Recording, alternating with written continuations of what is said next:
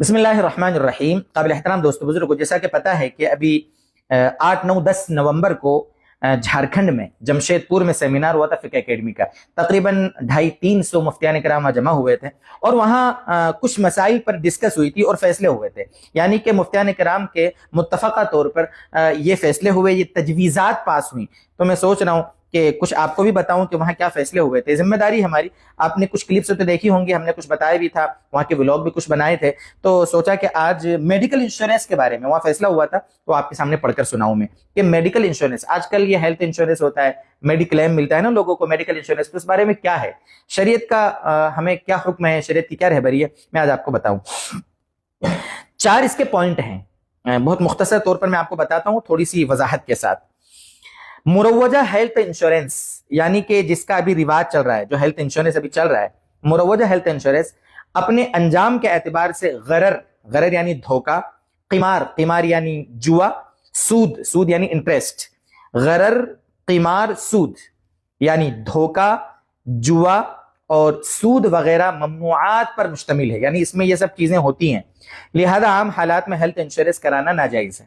اس کو سمجھ لیا آپ نے؟ عام حالات میں، نارمل حالات میں ہیلتھ انشورنس کرانا ناجائز ہے.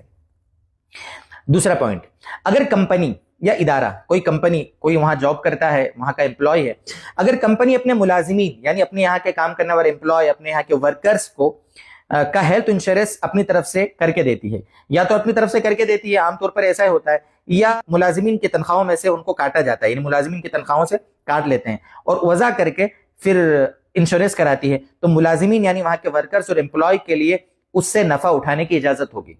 ٹھیک ہے؟ اگر ملازمین کا ہیلتھ انشورنس کمپنی کراتی ہے، یا ان کی تنخواہوں سے کرے یا وہ اپنی طرف سے کرے، جو بھی ہو، اور اس کے بعد پھر کچھ ہو جاتا ہے اور پھر میڈیکل کلیم لے کر اگر اس کا علاج کراتے ہیں تو یہ درست ہے، جائز ہے. ٹھیک ہے، یہ فیصلہ ہوا تھا وہاں پر. نمبر 3، اگر میڈیکل انشورنس کمپنی پالیسی دینے والوں کو نقد کے بجائے، میڈیکل جو انشورنس کمپنی ہے، پالیسی لینے والوں کو نقد روپیے دینے کے بجائے علاج و معالجے کی خدمت فراہم کرے، علاج و معالجے کی، ٹریٹمنٹ کی خدمت فراہم کرے، اور کم از کم سال میں 1 مرتبہ چیک اپ وغیرہ کی خدمات فراہم کرے، تو اس کی بھی اجازت ہے، اس کی اجازت ہے.